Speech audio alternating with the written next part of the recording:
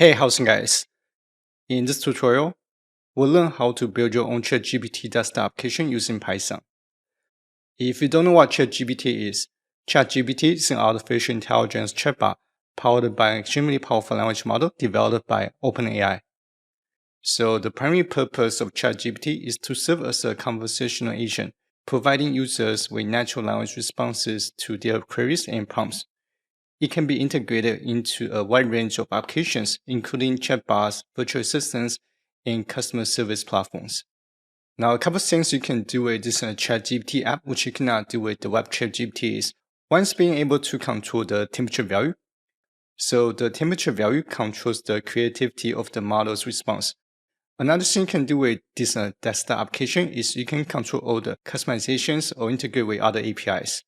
Now, to build the application, I'll be using a framework called Prerequisites, which is a cross-platform GUI framework to develop for desktop application used by many companies and professional software developers. Since this is a beginner-friendly tutorial, we'll only be building the core functionalities and features, and which is still quite many things on the to-do list. And you can always add more features and more functionalities as you make future updates or changes. And lastly, since this tutorial is going to be like a crash course, I won't be able to cover every single detail in terms of how to use the PyQt6 library, but just enough to the point that you know how each widget and function works. Now let me give you a quick demo of the application that we'll be building in this lesson. Alright, so here we have two different applications with two different skins. So throughout this tutorial, I'll show you how to customize the application's color scheme. So you can create your own application style that looks like either this one or this one.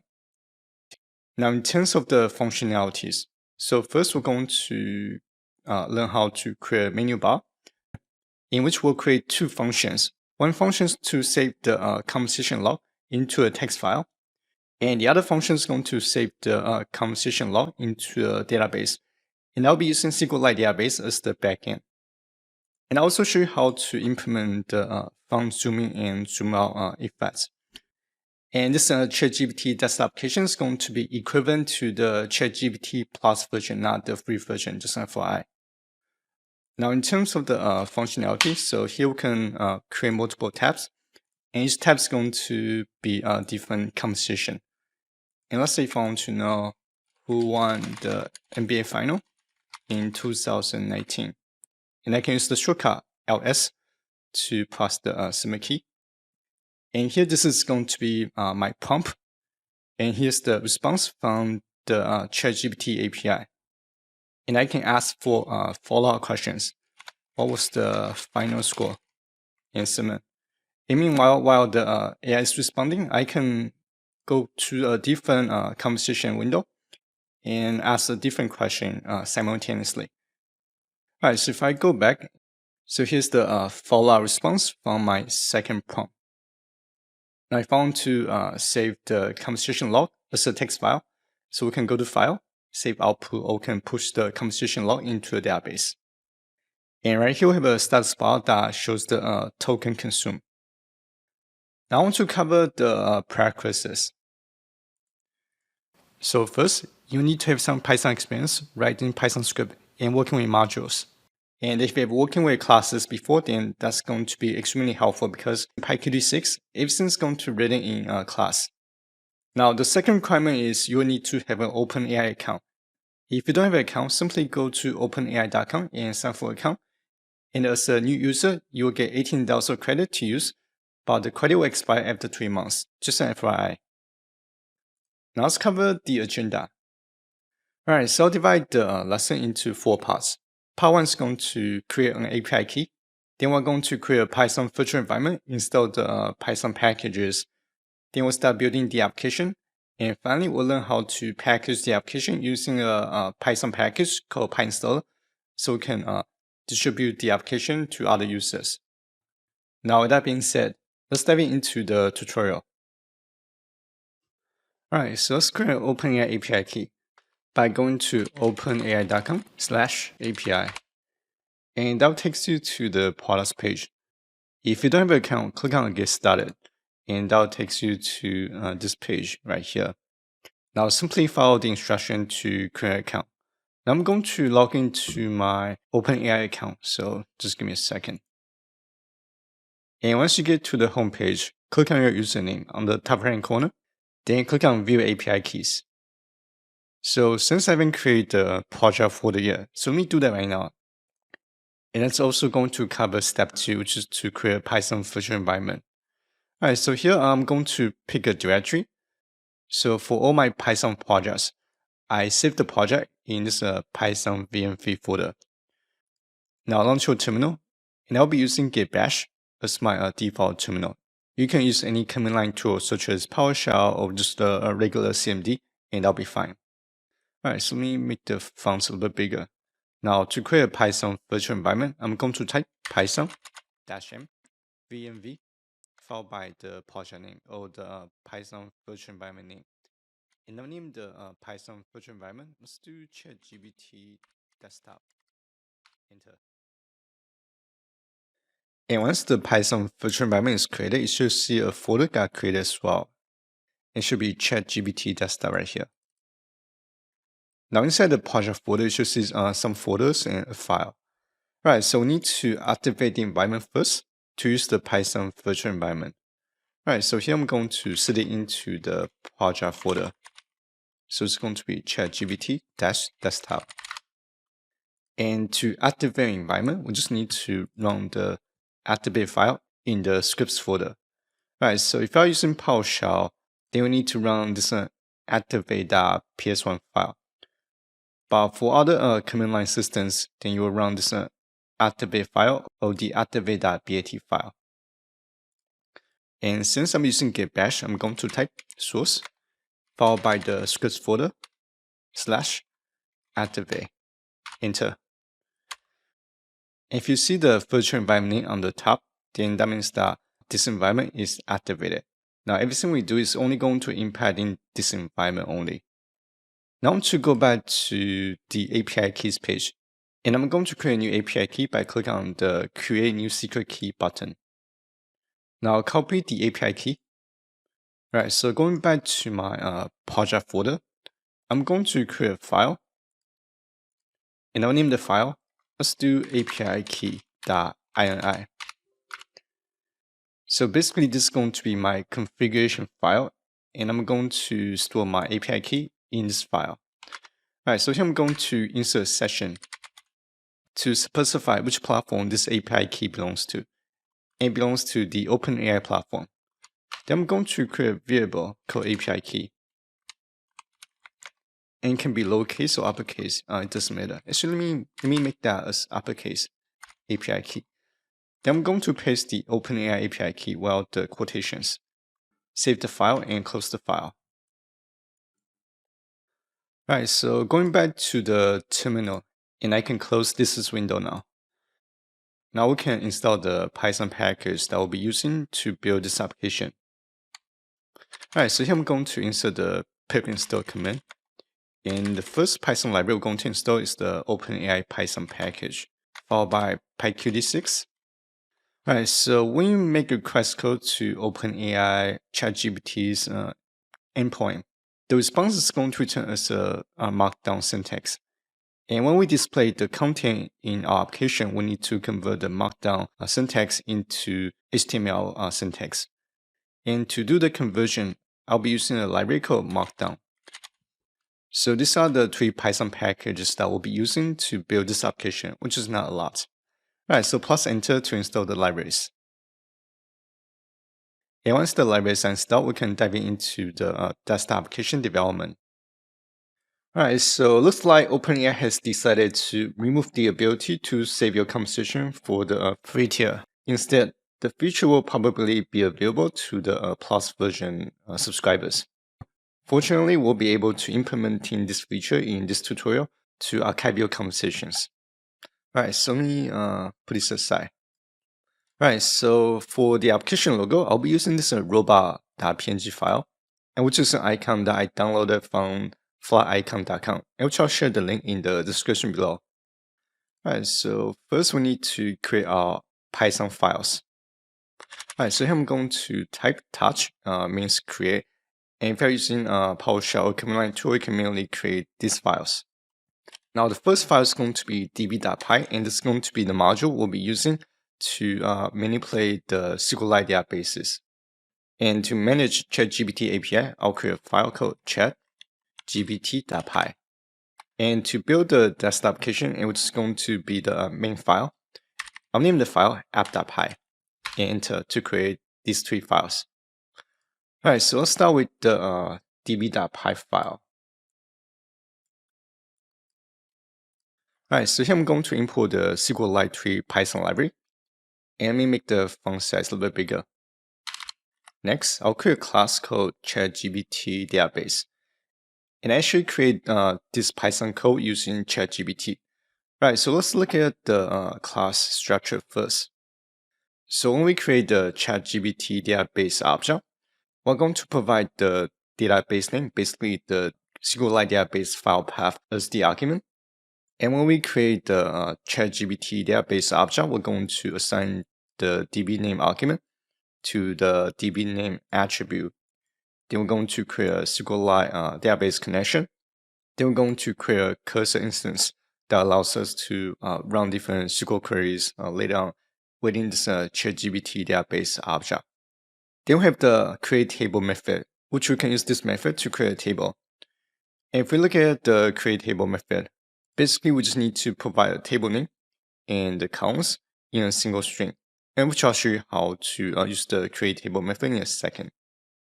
And to archive the conversations, we'll be using this insert record method and provide the table name, the columns name, and the conversation record. Alright, so here we take out the print statement.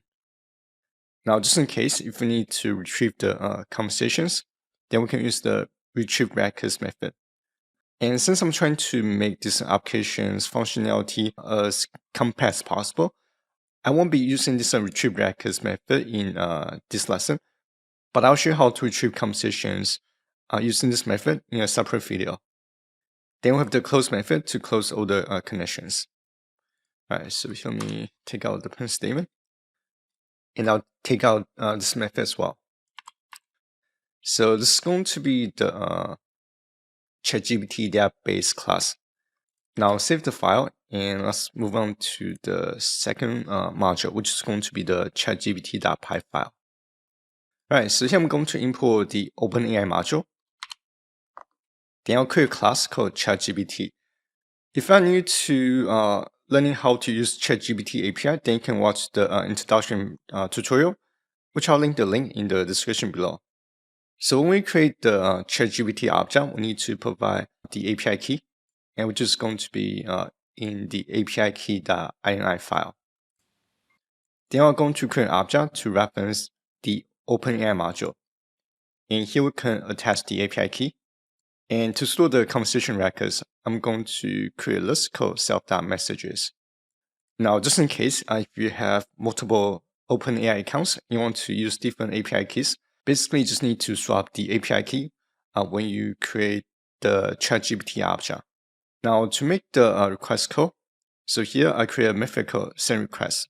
And when we make a request code, we need to provide the prompt, which is going to be the question or request that you are going to send to API's endpoint. And here we can set the max tokens limit. So the limit is going to be 4,096 tokens, but I'm setting the default to 1,000. And you can always change the default value based on your use cases. And for the temperature value, which is going to control the creativity of the response. And for the temperature value, which is going to be between 0 and 2, I'm actually going to change this to 1.0, and it should be 2 decimal places. Now, when we make the request code, self.openai.checkCompletionModel.create method, I'll be using the ChatGPT 3.5 Turbo model. Then I'm going to pass the arguments to the parameters. Now, when we make a request code to the checkCompletion model, we need to send a request. We need to send a request with the message records in this dictionary format. So for the row, we need to set that to user. And for the prompt, we need to assign that to the content ID. And once we receive the response from the API, I'm going to save the output to this response object. Now, from the response object, we need to append the content to the self.messages list. Then we're going to turn the response tracker. Right, so let me make the window a little bigger so you can see the entire script. Now let's create the application interface. I'm going to open the app.py file. And to create the application, so these are all the libraries that I'll be using, and there's quite many, I know. The Markdown Python package is going to convert the response from OpenAI, which is going to be in Markdown format, convert that into HTML. And we're going to use the datetime module to manipulate the timestamps. And to read the configuration file, I'll be using the config parser class. Now, when it comes to building the application interface or the application GUI, and finally, we're going to import the ChatGPT and the ChatGPT database classes. Now, to generate the current timestamp, which I'm going to attach the timestamp to the output text file that I'm going to create. Here, I'm going to create a function called current timestamp, and we're going to have a parameter called format pattern, and it's going to be the default format pattern to convert the timestamp value. Now, let's create the application interface. Right, so here I'm going to create a class called app window, and it's going to be basically you can think this as the application shell. And we'll pass the keywidget class as the parent class. So you can think the keywidget class as the window template. So basically, it's a blank window. You can insert different widgets to this keywidget window. So for example, here let me do this. I'm going to insert the main routine. Right, so here I'm going to say, if we run this Python script, and the script is the main script, then I want to run the following procedures. Right, so first I want to load the API key. So I'll create a config parser object. Then I'll load the file. And to get the API key, so here let me open the API key.ini file. So from the config object, we need to pass the section name followed by the variable name, and which is going to be OpenAI, followed by API key.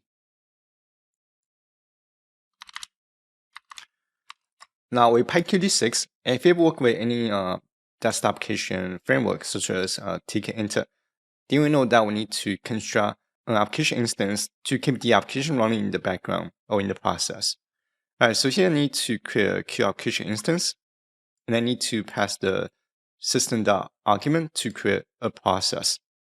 And with PyQt6, we can use different default styles that it comes with. And to make the application look a little bit up to date, I'll be using the Fusion style. And to create the application window, we need to create an instance of the app window object. And I'll name the object app window. And the .show method is going to display the application window. Now, when we terminate the application or close the application, we need to terminate the process as well using the system.exit method, and we'll supply the application instance. All right, so if I go ahead and actually let me activate the environment, and it's going to be ChatGPT desktop. Now, if I launch the application, and here I send, oh, I know why, because the file name is incorrect. All right, so if I run the script, and it's going to return as a blank window. Now let's go to the constructor. All right, so basically I'm setting the Windows minimum size to 720 by 720. So that's the minimum size of the window. You can expand the window as big as you want, but you cannot shrink the window less than this dimension right here. And to add the icon to the application, and which is right here, we need to use the setWindowIcon method. And to attach the icon, we need to use the QIcon class. Inside the QIcon class, we need to provide the icon file path. And the setWindowTitle method is going to set the application title on the top. So in PyQt framework, we can apply CSS style sheets to control how the application looks. And if we want to apply a CSS style sheet property, we'll be using the setStyleSheet method. Inside the method, we'll provide the widget name that I want to modify, followed by the property name. Now, to change the application skin, which is going to be the overall application look, I'll be using, here, let me paste the folder here. I'll be using CSS files, and which inside these files, which I'll show you where to download these files. So inside the CSS files, it already provide a list of predefined CSS styles properties for each widget. And the CSS style sheet is going to define the default application styles. And by specifying the style sheets inside the app window class, so basically we're trying to override the existing CSS style sheet property from the default CSS style file. And for now, I'm going to override the default font size to 15 pixel. And to track the tabs, I'll create an attribute called self.tabIndexTracker. Now, the other thing with PyQt framework is we have different layout managers to organize the widgets. And we can place different layouts on top of different layouts. And to organize all the layouts, I'll create a dictionary called self.layout. Now to go back to the main routine. Right, so here I want to create the SQLite database if the database does not exist. And I'll name the SQLite database ChatGPT.db. And you can name the database however you want. And to archive the conversations, I'm going to create a table called message logs. And for simplicity reason, I'm going to create 3 columns. One is the message log number, and which is going to be the primary key, and the messages column, which is going to save the conversation log. Created is going to be the timestamp when the conversation is created, or the record is created. Now, the next thing I want to do here is I want to apply the CSS style sheets to define the application scheme. Right, so here I'm going to paste the code. So basically, I'm opening the CSS style sheet file from the CSS skins folder. The credit goes to this repository. And I'll link the repository link in the description below. Now going back to the Python script. So here I'm loading the CSS style sheets property from this dark orange style.qss file. And I'll save the output as qss style. Then I can insert the CSS property using the setStyleSheets method from the app object. And here we need to use the read method to display the CSS style sheet property. Now, if I launch the application, I think the application is going to look a little bit different this time. Alright, so let's continue. There's still a lot of things that we need to do. Now, if I want to have multiple conversations on a single window, I'm going to insert a widget called QTabWidget. So basically, you can sync the tab widget as this tab manager right here. Basically, this widget allows us to embed multiple windows in different tabs. Right, so these are the tab widget that we're going to insert to the application.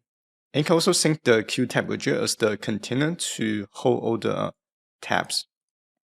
Now let's look at how we create the this tab manager class. All right, so we'll pass the QTab widget as the parent class. Now I want to implement my own signal. So in PyQt framework, we have different signals. So for example, when we close something that can be a signal, and when we press something that can be a different signal, and so on. And I want to create a signal called plus click signal. So basically, we want to fire this signal when we click on this add tab button. Now in the constructor, I'm going to set the tab closable property to true.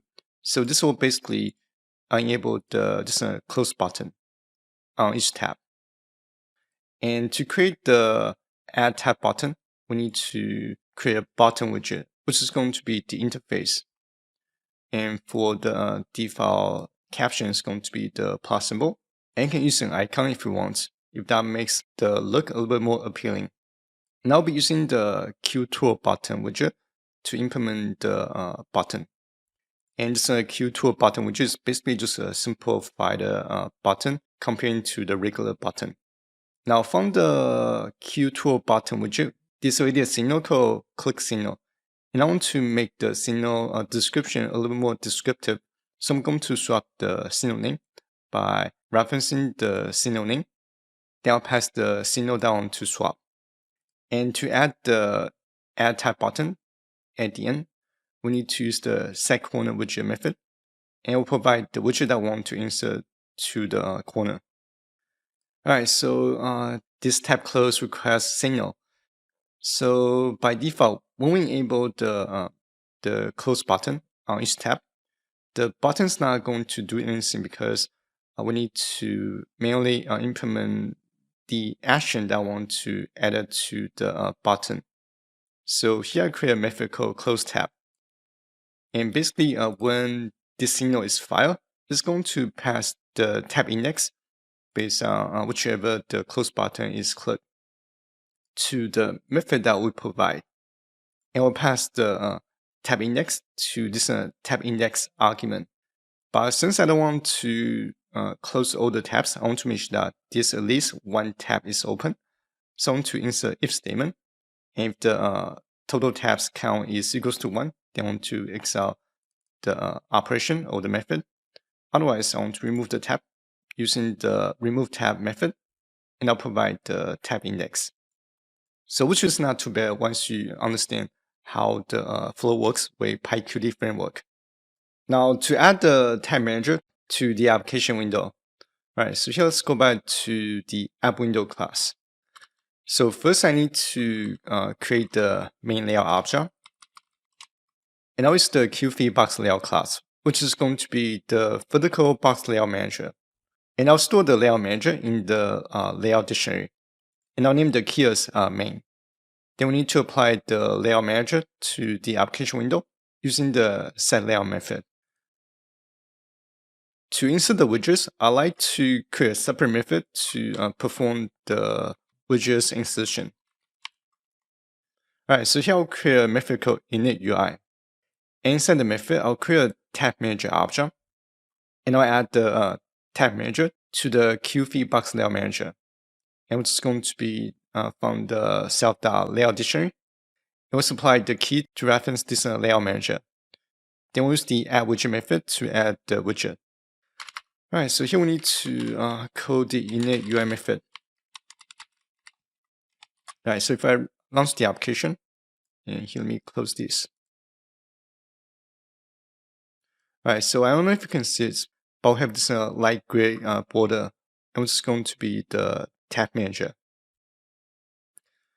Alright, so the next thing we need to create is, here, let's see.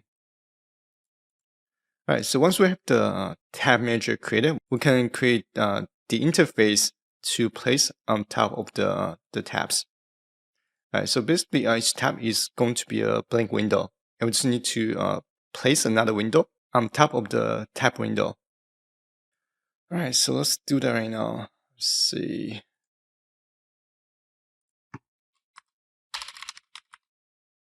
Alright, so here I'm going to insert another class called AI Assistance. And I'll pass QWidget class as the parent class, which is going to be another blank window.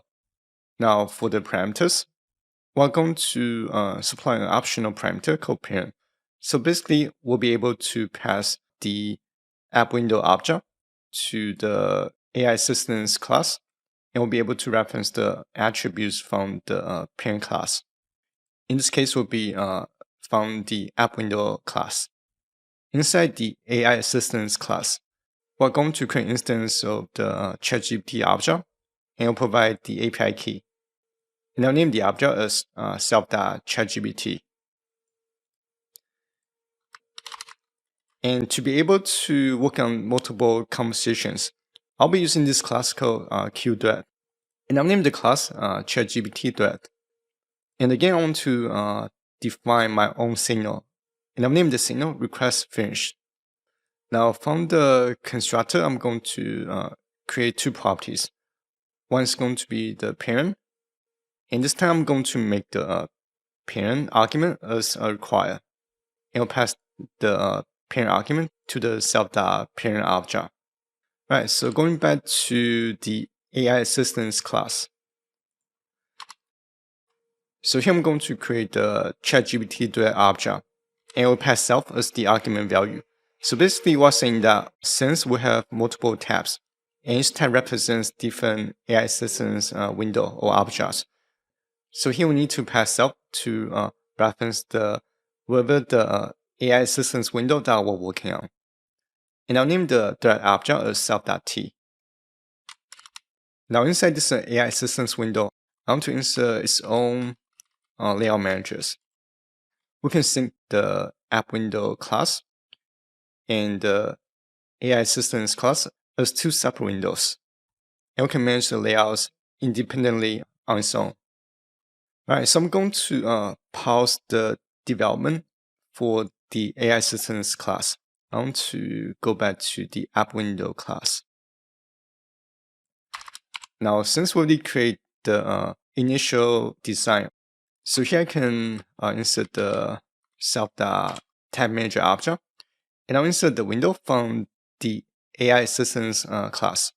And for the tab title, I want to name that as conversation followed by the conversation number, which is going to be from the self.tab index tracker attribute.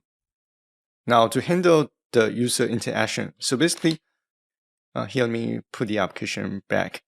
All right, so basically when I add a new tab, I want to set the focus in the data entry text box right here.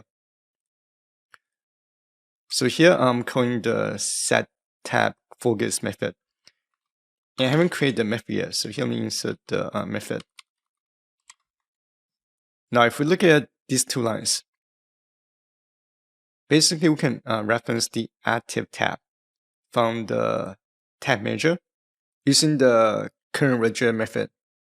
And the statement here is going to return the tab reference based on which tab is currently active. Then you can reference the entry text box or the entry text box.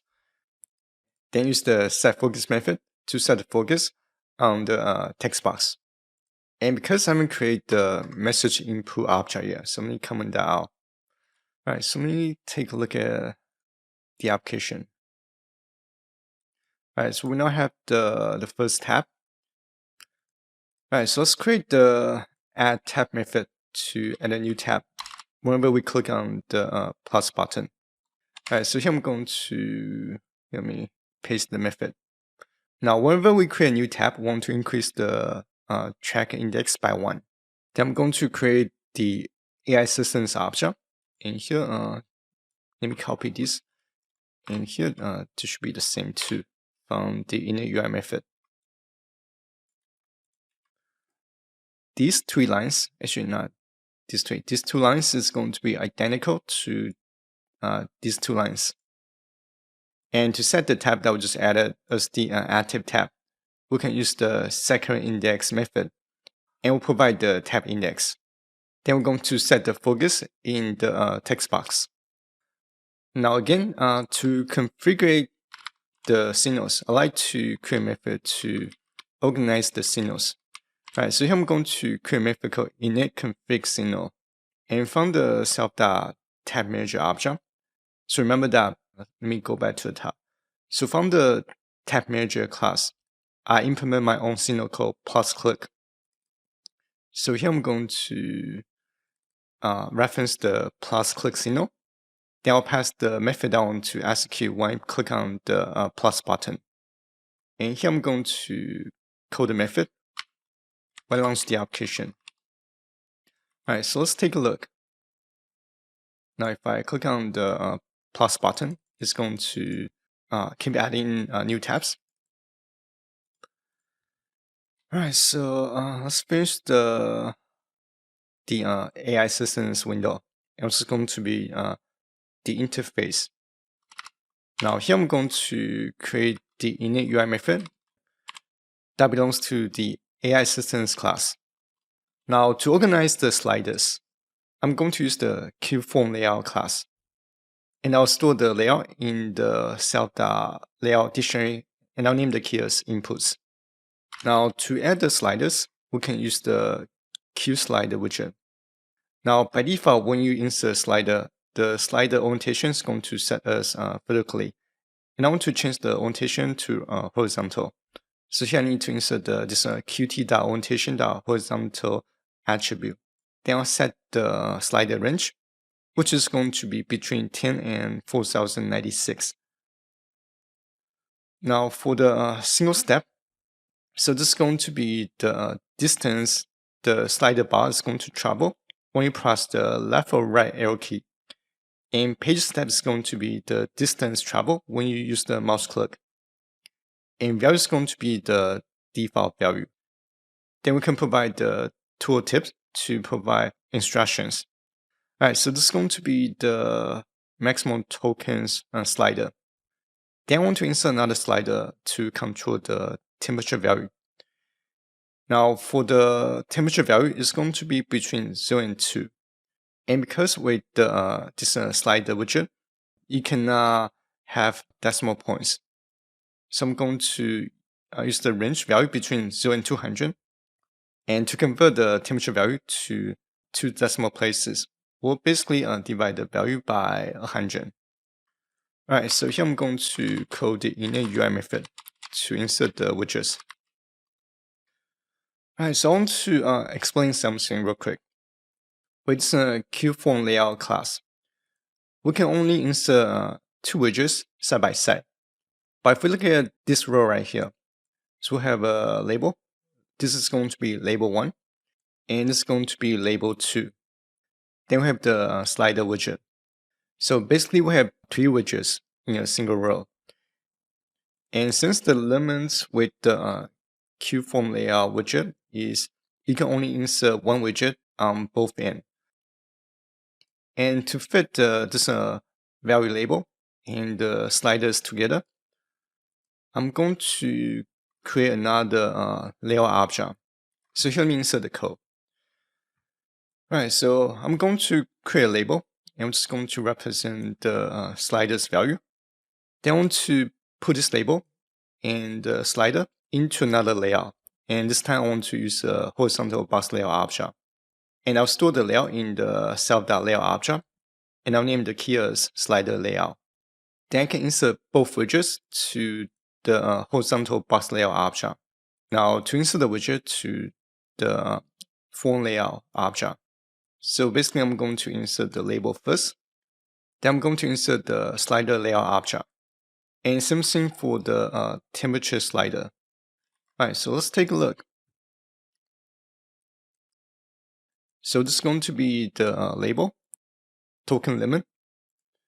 Then we have the distance slider and the slider's value. And we're just going to be inside another layout manager. Alright, so let's see. There's so much to do.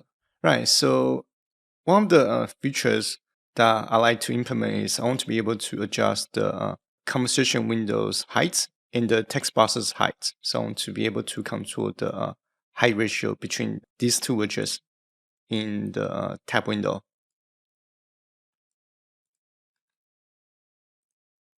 And to do that, so here we can use a widget called QSplitter.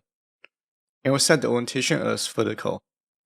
Then I'm going to insert the splitter to the main layout within this AI assistance class. So here's our main layout object. And you can think the QSplitter widget as another container. Now here I want to insert the composition window. Now from the PyQt6 framework, we have a widget called QText Browser. So this widget basically works like a text box, except that you can insert rich text or hyperlinks.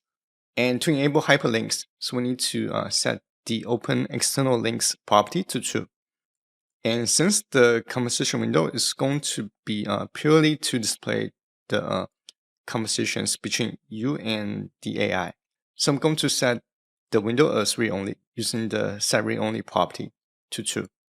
Then I'll add the window to the splitter object.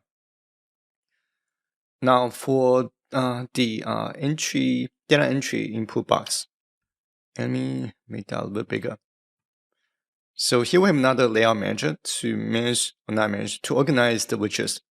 Right, so here we have widget 1, which is going to be the text box. Then we have 2 push buttons, submit and clear. And right here we have a status bar to display different information.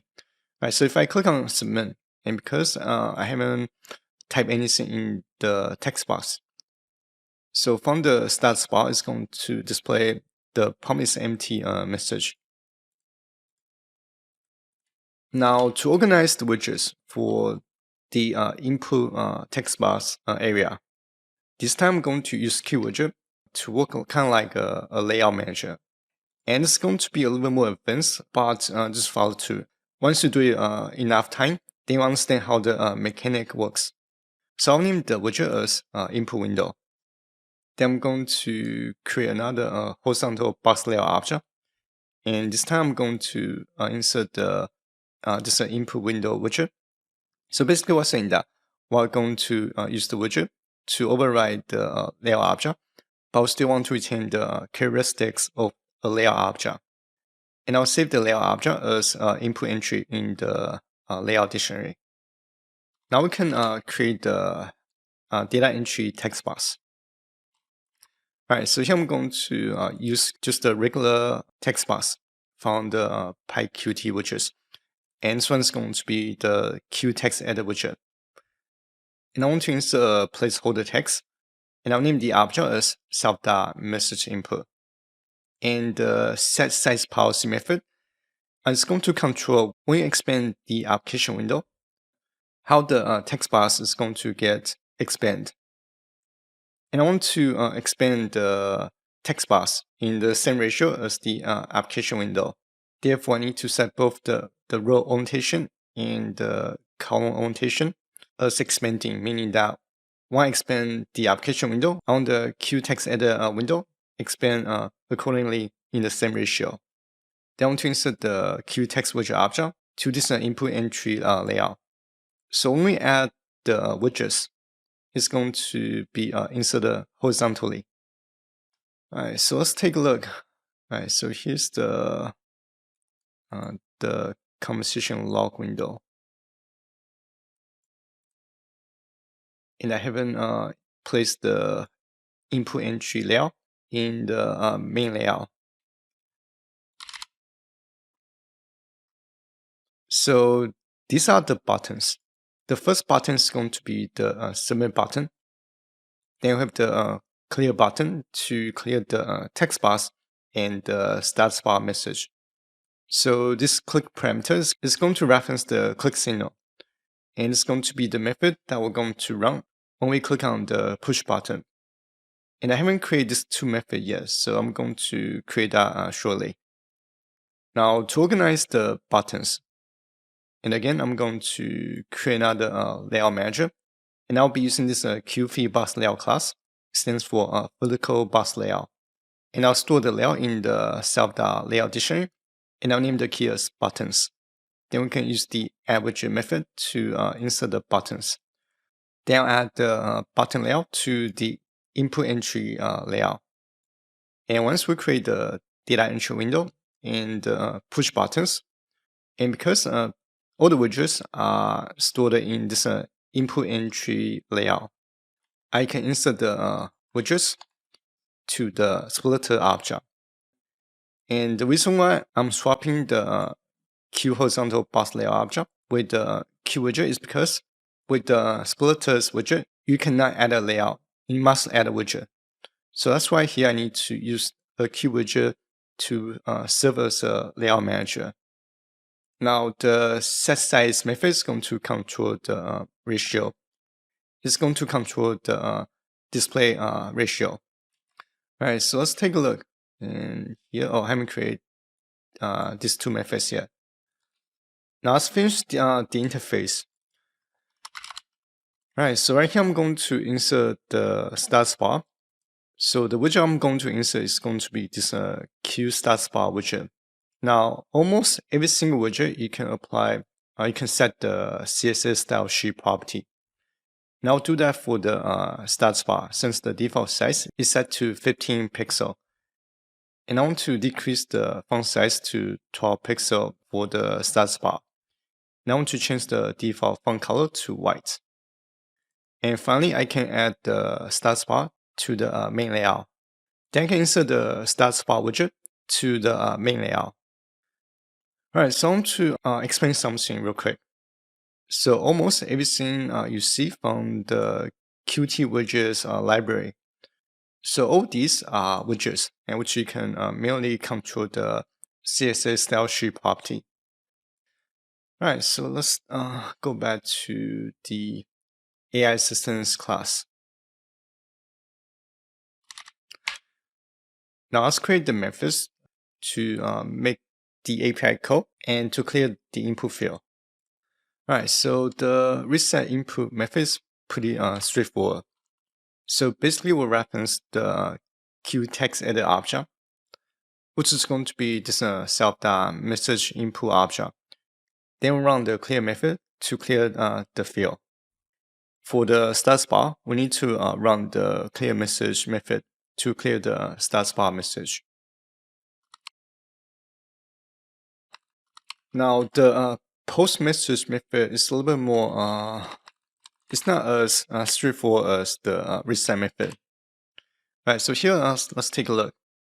So here I'm inserting an if condition.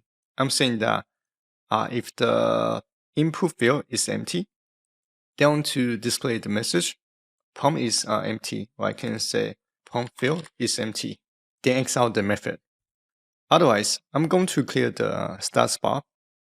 Then I want to disable the submit button, and I'll change the caption to waiting. Now to make an API code, I'm going to use this ChatGPT thread class to make the request. And that allows us to unfreeze the application when we make the API call.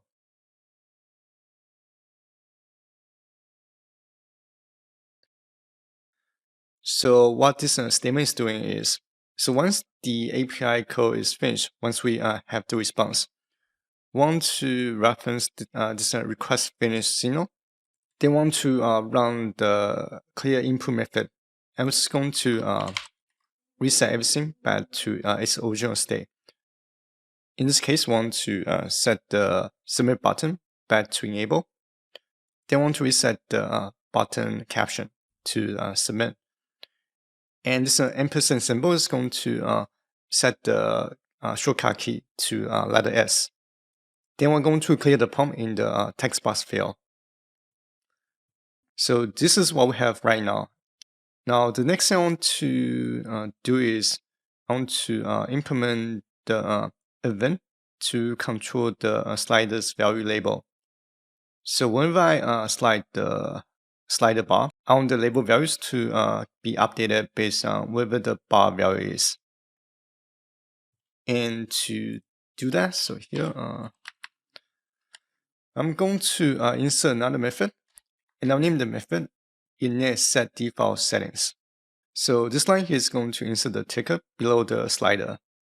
Then I want to set the each ticker's distance to 500. Now the this set tracking method. Right, so when you set the this property to true, so basically whenever you adjust the slider's bar, if you set the set tracking value to true, then whenever you move the slider bar, the value change event is going to fire. But if you set the value to false, then the value change event is only going to fire when let go of the mouse. And because we want to track every single movement, so we need to set the tracking property value to true. And this one is going to display the slider's value by using the set text method. And we know if we go back to the init UI method, so the max token value object is actually a QLabel object right here. So it's a label. And here we're basically updating the label caption based on whatever the slider's value is. And same thing for the temperature slider. And because slider doesn't allow decimal places, so we need to divide the value by 100. Now let me run the right. So here we have the default value of 0.10 for the temperature and 200 for the token limit. Alright, so that's for the default settings. Now we need to configure the signals to dynamically display the sliders value. And to do that, we need to configure the signals.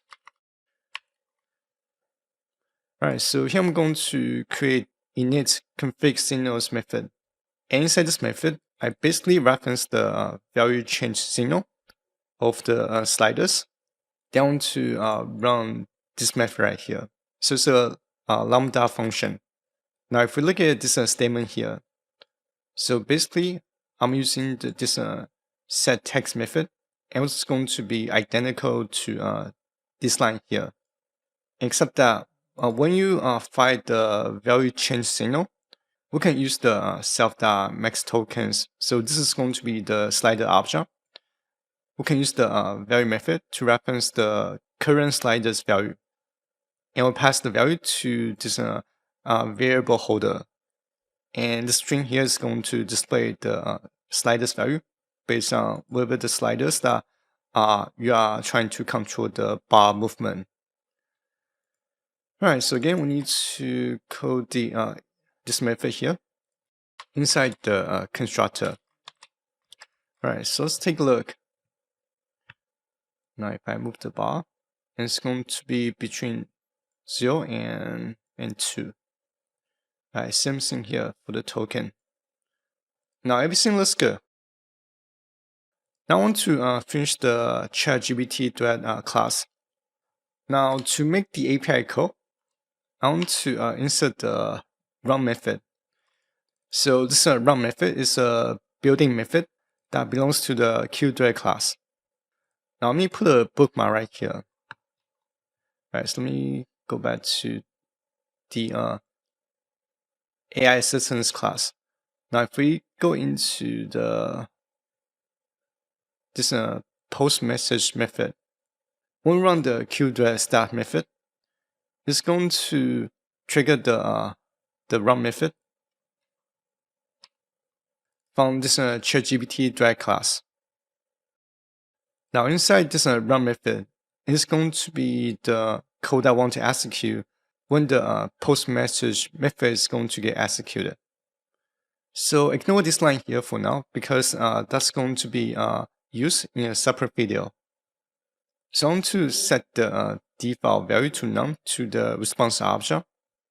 Then I want to extract the prompt from the input box. And I'll name the string as prompt string. Now, to make sure that we always insert ChatGPT's response at the end of the conversation window, we need to insert this code block here, which I'll cover in a separate video. Then I want to insert my prompt in the message window. So from the AI assistance object. Now, if we go back to, let's see, if we go back to the AI assistance constructor. So here, when I create the ChatGPT thread object, I'm providing self to reference the AI assistance class as the parent object. And this self argument is going to get passed to this parent argument. Then I'm going to create a self.parent object to reference the AI assistance window. And from this self.parent object, we can access all the attributes and methods of the AI assistance class. So from here, we can say, from the AI assistance window, I want to reference the conversation window object. In this case, it's going to be the QText browser widget. And we can insert the HTML markup to display the text. Now, when I insert the prompt in the conversation window, and I want to display user followed by the colon to indicate that's the prompt from the user. Then I want to insert the prompt string followed by 2 empty lines.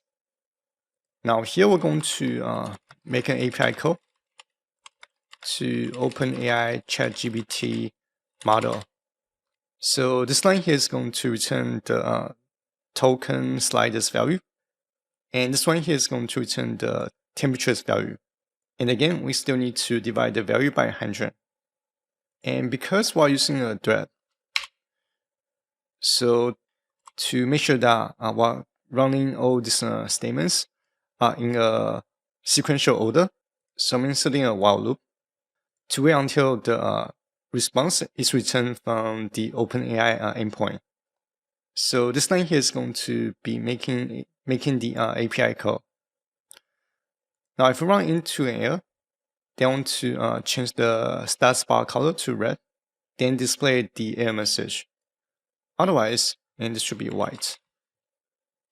Otherwise, I want to change the status bar color back to white. Now, when like I said before, when OpenAI return the response is going to be in Markdown format. And to convert the Markdown syntax into regular HTML, I can use the Markdown method from the Markdown library to do the conversion. Now here I want to make sure that I insert the response at the end of the conversation window.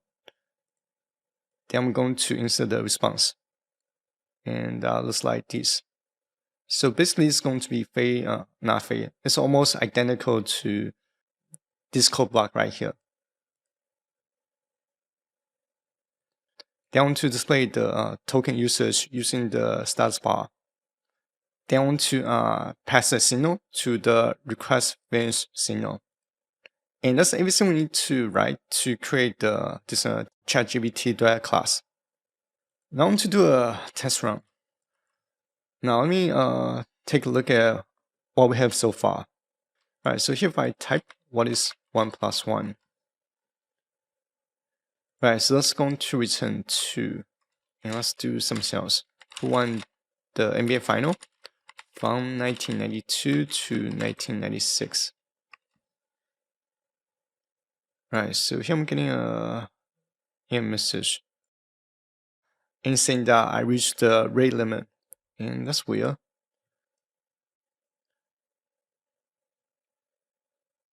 Right, so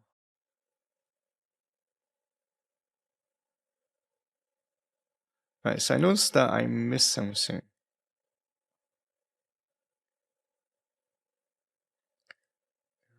Give me a second. I want to set the push button. Actually, let's do this. I want to call the clear input method. When I run into an error. And where is it? Right here. Right, so that should be good. Let me take a look. Who won the NBA final from 1992 to 2000. Okay, so it's returning the information back. It's not giving me an error this time. And here I'm getting this message. Cannot create children for a parent that is in a different thread. I'll fix that after I finish this video. And I think that's going to be something that's going to be time consuming for me to figure out. Alright, so almost finished with the application. Now, let's see. I want to go back to the app window class. The next thing I want to create is the menu bar.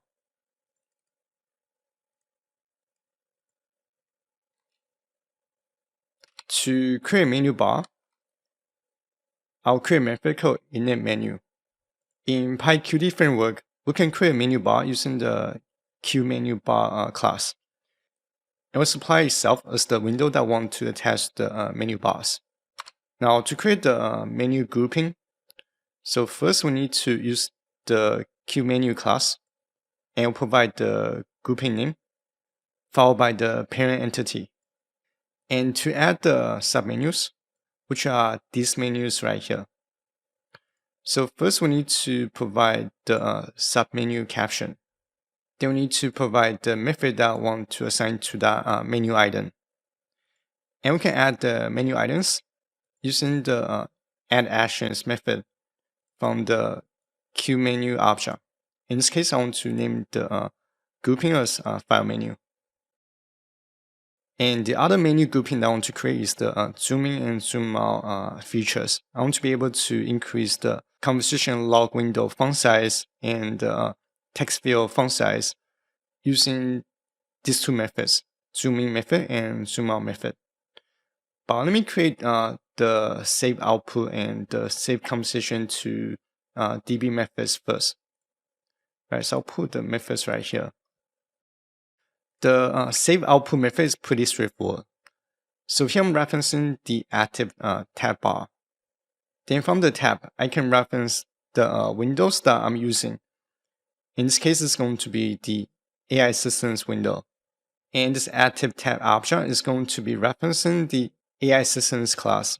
I can reference the conversation window object, and I can use the toPlainText method to retrieve the content from the conversation window. And to name the file, and since this save output method is going to be used to save the conversation as a text file. So for the file, I want to insert the current timestamp first. Then I can use the wait statement to write the conversation content to this text file right here. Then I want to display the file location using the status bar.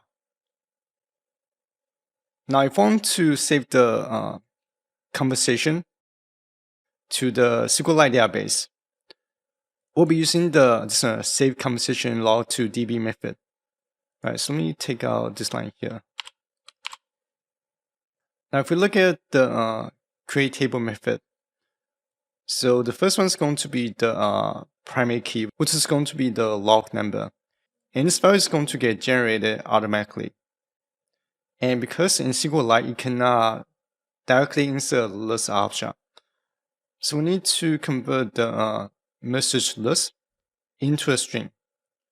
Then I'll concatenate both the timestamp and the messages into a single string. And I'll name the variable as values. Then I can use the db.insertRecord method, and I'll insert the value to the message logs table. And these are the columns, and followed by the values string. Now to finish the application, I'm going to insert 3 more methods. One is the close event method. So this close event method is going to fire when I close the application window. And before I completely close the window, I want to close the database connection first, as well as all the threads connections. And the zoom in and zoom out methods is going to control the font size increasing and decreasing.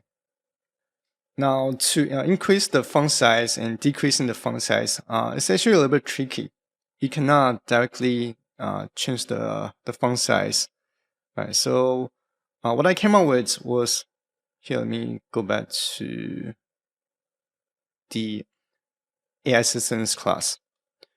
All right, so the workaround I came up with was I implement the zoom in and zoom out methods inside the AI Assistance class. And unfortunately, using this method, it doesn't change the window font size globally. You only adjust the font size of the tab window itself. Now, if we look at the zoom in, zoom out methods, I'm getting the font setting from the tab window first. And to make sure that the font size doesn't exceed a certain size, and I'm using 30 pixels in this case. And I can figure out the font size using font.pixel size method. Then I can use the CSS style sheet to update the font size of both the conversation window and the data entry text box. So I'm increasing the font size by 2 pixels every time run the zoom in method. And same thing with the zoom out method. If the font size is greater than 5, then I want to be able to decrease the font size until the font size is less than 5. Alright, so I think we have officially finished the application. Let me take a look. Oh, I forgot to insert the menu bar.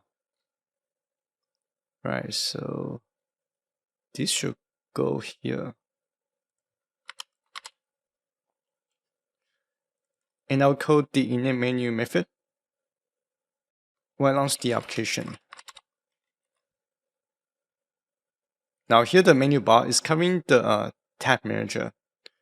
And to fix the layout issue or the spacing issue, I can insert extra space here. So it's going to be the main layout. So from the layout classes, there's a method called insert spacing, and we can insert extra spaces based on the row number. In this case, I want to insert extra spaces in the first row. Let's try 19. Alright, so 19 looks pretty good. I want to test out the file menu functionalities. Alright, so what is 1 plus 1?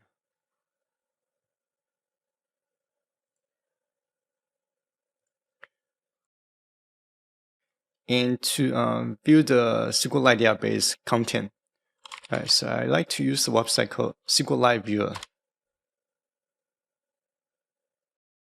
And here's the ChatGPT database. Alright, so let me test out the first functionality, which is to save the output as a text file. Alright, so here's the text file. And what was the who won the NBA final in 1992 to 1996?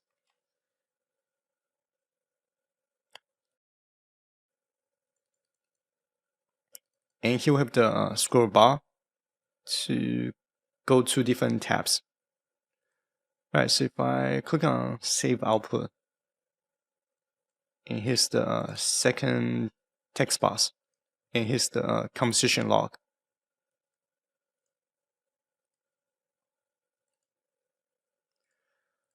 Now, if we look at the SQLite database,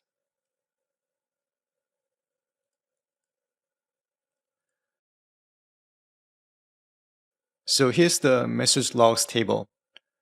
Now, if I here, let me do this. If I click on Save Log to DB, let me drag and drop the SQLite database. We now have run record in the message logs table, and here's the record. And you can always modify the database based on your need. It doesn't need to look like mine. I'm trying to make the table look as simplistic as possible. Now I want to go back to the, let's see, I want to go back to the save composition log to DB method. And here I want to insert a message to the status bar.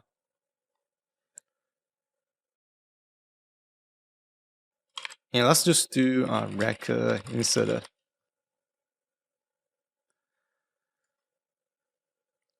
Now to make sure that here, let me type something. Test 1, test 2, test 3. And I want to test out the zoom in and zoom out effects, not effect, feature. Right, so that's going to update the font size based on the zoom in and zoom out menu items. And clear is going to clear everything. Right, so I want to make another request in a different tab. What is 2 plus 2? And it's returning as 4.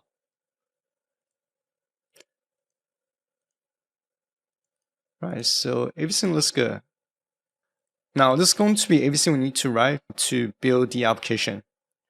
The next step is going to packaging the application. All right, so let's package the application.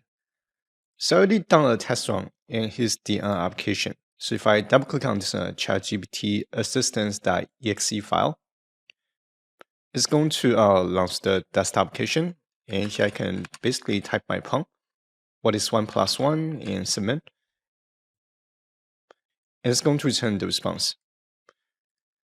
Now I'm going to delete the executable file and also delete the folders that are created when I package the application. Right, so first we need to download the PyInstaller library. And we can do that by using the command pip install PyInstaller and enter. And once you install the package, so basically you want to download this template file. Here, let me move it over. All right, so you want to download this app package.spec file from the link in the description below. So basically, this is a template that I created to predefine the packaging properties. Here, let me make the font a little bit bigger. So this is going to be the Python file's name that you are going to use to launch the application. In this case, it's going to be the app.py file. And to include the supporting files, we need to use this data as property. Then we're going to insert the file in each tuple object. So basically, this is going to be the source file path, and it's going to be the file destination when we package the application. Now inside the script, let's say you are using a file that is in a subdirectory. You simply append the subdirectory name to the destination location. And since all my supporting files are located in the project folder, so I can simply insert the pair to represent the root folder. Now the next item that I would recommend you update is this name property. So this is going to be the executable file name once you package the file. And now name the application ChatGPT Assistance. And I also give this application icon. And for the icon, I'm using iconfinders.com. And definitely check out, there are so many free icons that you can download. And it's going to be the icon that I'm going to use. Now, just in case if you want to display the console window, when you launch the application, then you will simply set the console property from false to true. And for everything else, I'll recommend that you don't touch those properties. All right, so here going back to the terminal. And to package the application is really easy. You simply type PyInstaller followed by the this app package.spec file name. All right, so here I'm going to type PyInstaller app underscore package.spec, enter. Now the PyInstaller package is going to use this spec file to load the default properties to package the application. All right, so let's just wait. It's going to be pretty quick since PyInstaller has improved tremendously since a couple years ago. All right, so once the packaging is complete, now if we go back to the project folder, you should see two directories got created. One is this build folder, and the other one is going to be the distribution folder. The build folder will basically contains the supporting files that helps to create the binary. And the distribution folder is going to contain the actual executable file that you are going to distribute. All right, so here I'm going to double click on the application. I'm going to get an error that is going to look like this window message dialog. Inside the dialog window, you're going to see the error message causing the app fail to run. And this is something PyInstaller does not have back in the day. Now, if we look at the error message, right, so here we have this config parser no section error. And that's because the app cannot locate the app key.ini file. All right, so here I'm going to copy paste the executable file. Now this time if I double click on the application, and the ChatGPT application is going to launch successfully. And I can type the prompt, what is 1 plus 1, submit. and it's going to return 2. So this concludes this tutorial, and hopefully you guys find this video useful. So I know towards the end, things got a little bit messy because there were so many moving pieces. I kind of lost track of a couple things. But yeah, so feel free to post your question if you run into any struggle or any difficulty when it comes to developing the application. Right, so as always, thank you guys for watching, and I'll see you guys next time. Bye bye.